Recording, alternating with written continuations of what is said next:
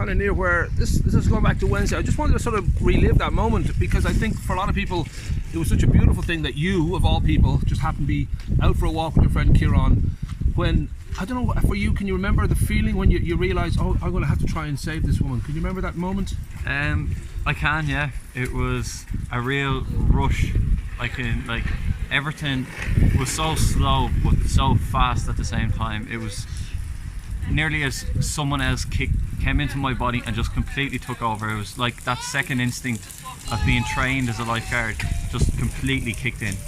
Well, of course, your training meant that not only would you make the attempt to rescue the woman, but you also understood the importance of not putting yourself in danger to the point that you were able to come back and the rescue services were had been called. I mean, was that, I don't know whether that was just, again, just all part of your kind of instinct, or whether you realised while you were out there, I'll have to, you know, move back to the shore and let the helicopter come.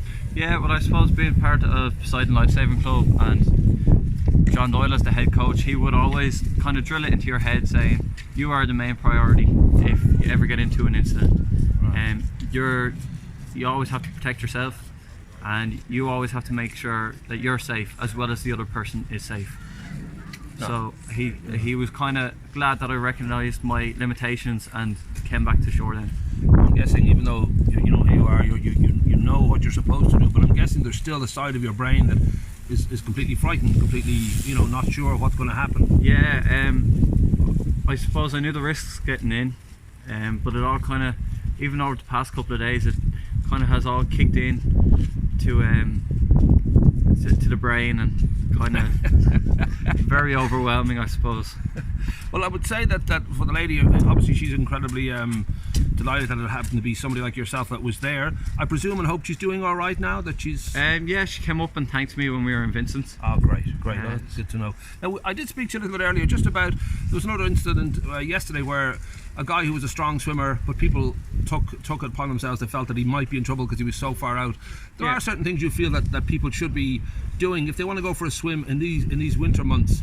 You sort of said there's a few simple things they should do. Yeah, the main thing, I suppose, is always go swimming with someone. Right. Especially if, like, it's okay if you're going on your own down to shoreline Greystones for a paddle in the pool, I suppose, but if you're in a beach, it can definitely take a turn for the worst. Right. So I would always recommend bringing someone, whether he or she would swim alongside you, or he or she again would just walk along the shore to spot you. And always, I suppose, if you're not used to the cold water, a wetsuit would always be advisable on my part, I suppose. We are a town full of swimmers, and many of them are great strong swimmers, but there is that idea that, you know, you just don't know. You always have to be prepared, and you say 10 feet away, swimming parallel will give you a great chance if trouble should rise. Yeah. And you can get back to the shore. Yeah, because 10 feet away you'll more than likely drift back into shore, or a life ring can be thrown out to you. You're in distance of life ring getting out to you in any condition, I suppose, if you're 10 feet away and swimming parallel to the shore.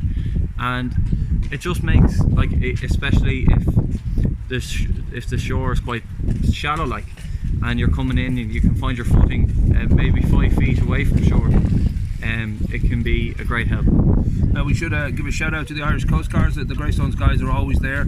It's a hugely difficult job they do, and they were on standby both at the harbour, and they sort of basically had to make the call as to what was best for the lady.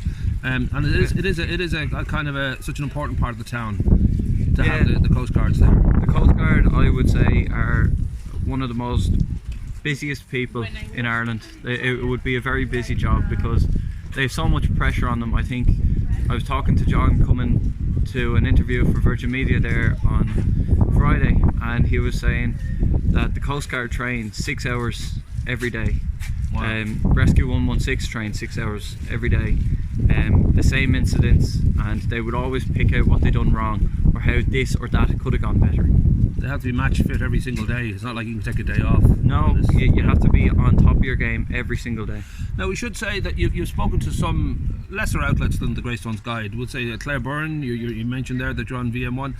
Did that side of it catch you by surprise, that suddenly you're famous around the country for what is a wonderful story, because it's got a happy ending and people just need that right now? But did that catch you by surprise? Yeah, it would have been the last thing on my mind getting into the water, that I would be getting so much media attention. It was kind of when it all kind of started, like the text messages and the Facebook posts and everything started coming in on halfway through Thursday, and all of Friday, it was like, wow, this happened so close to home, and it happened to me of all people. Like, I would never have expected that. Like, does it upset you now that you're A, not of age to go for a drink, and B, the pubs aren't open? So if you were to go for a drink last week at any pub, chances are you wouldn't have to buy any drink whatsoever. It's a bit of a shame that all this when you can't.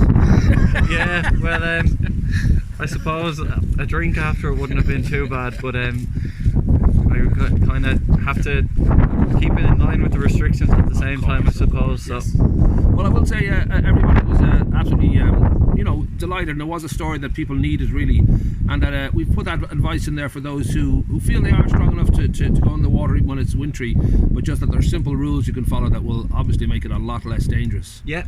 Definitely very simple rules you can follow, and I suppose the main ones again are just 10 feet away, parallel to shore, bring someone with you, and also a bright hat so you can be easily spotted. Nice. Beautiful. Well done, my man, and we'll talk to you again soon. Perfect. Thanks.